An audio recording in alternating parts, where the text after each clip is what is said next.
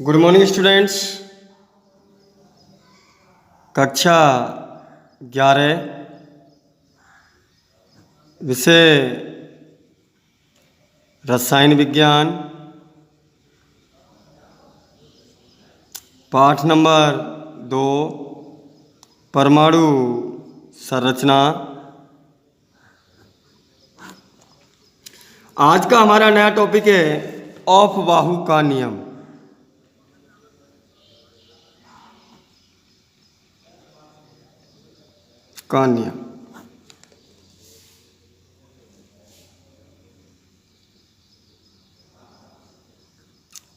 ऑफ-बाहु एक जर्मन भाषा का शब्द है जिसका अर्थ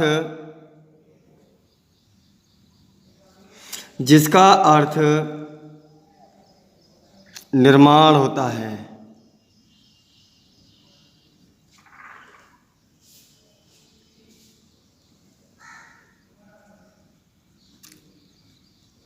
इस नियम के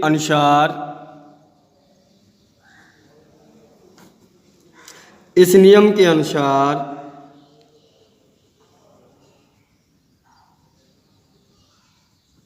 इलेक्ट्रॉन पहले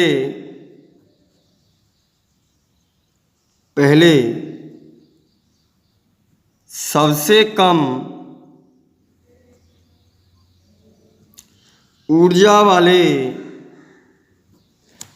कम ऊर्जा वाले कक्षकों में भरे जाते हैं।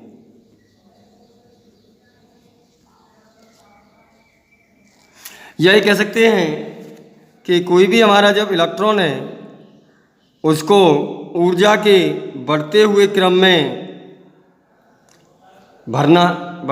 कक्षकों में भरना ही क्या कहलाता है? ऑफ-बाहु का नियम कहलाता है। जैसे मैंने लिखा 1s 2s 3s 4s 5s 6s और 7s। फिर लिखा मैंने 2p 3p 4p 5p 6p। फिर लिखा मैंने 3d 4d 5d 6d। लिखना चाहो तो 7p भी लिख सकते हैं और 6d हो गया। इसके बाद 4f 5f 6f जो भी लिखना चाहें लिख सकते हैं। अब बनाने का तरीका हमने ऐसे लिख लिया, इसको ऐसे ढाल देते हैं जैसे कि बाद में हमें कोई परेशानी ना हो। अब वाव का नियम बनाएंगे हम।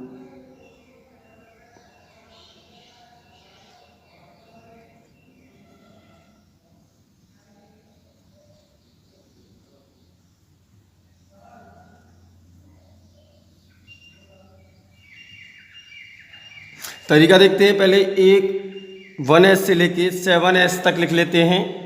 फिर उसके बाद एक कॉलम खाली छोड़ देते हैं कि 2s है तो 2p बिल्कुल उसके बराबर में लेकर 7p तक लिख लेते हैं। फिर 3 के कॉलम में 3d लिखते हैं, 3d 4d 5d 6d। फिर इसके बाद 4 के कॉलम में 4f और 5f लिखते हैं। अब इसको हम काटना शुरू कर देते हैं।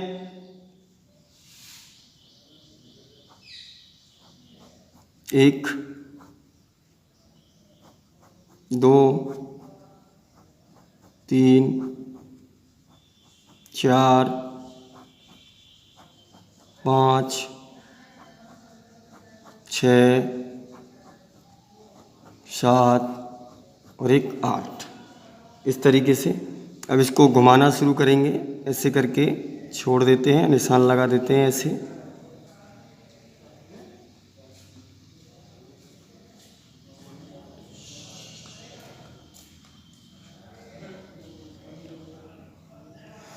मैंने इसको यहाँ से ऐसे घुमाया, ऐसे घुमाया, इसको ऐसे घुमाया, इसको ऐसे, फिर ऐसे लाते हैं।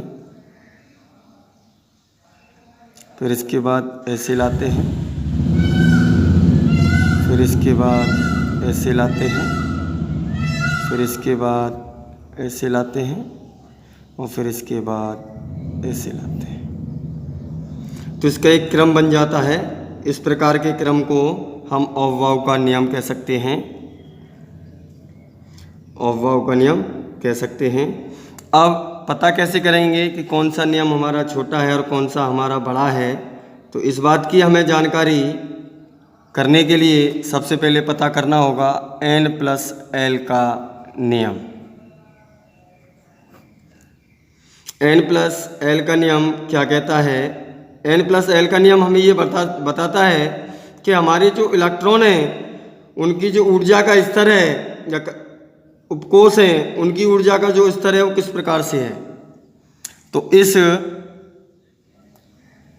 नियम की सहायता से हम विभिन्न कक्षकों में किसकी ऊर्जा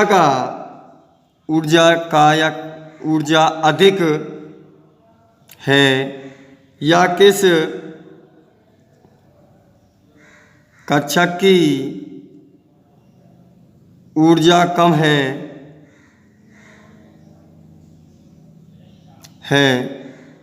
तो इस नियम द्वारा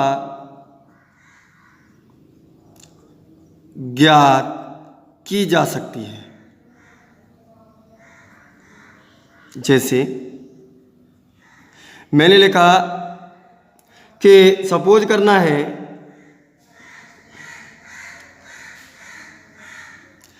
1s 2s 3s 4s 5s। अब देखेंगे इसमें सबसे ज़्यादा ऊर्जा का क्रम किसका है। तो सबसे पहले मैंने देखा n+l का नियम। n+l के नियम से मैं देखूंगा n क्या दर्शा रहा है? अंग्रित की संख्या 1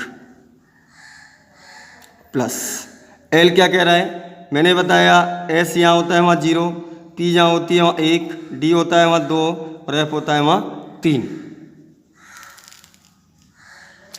तो यहाँ पे s है तो 0 है तो इसकी वैल्यू कितनी आ गई? 1 आ गई। दूसरा 2s के लिए मैं बात करूँ तो 2 है, s की वैल्यू 0 है तो 2 आ गई। 3s के लिए बात करूँ तो 3 है, इसकी वैल्यू 0 आ गई तो 3। और 4 के लिए बात करूँ तो 4 + 0 = 4।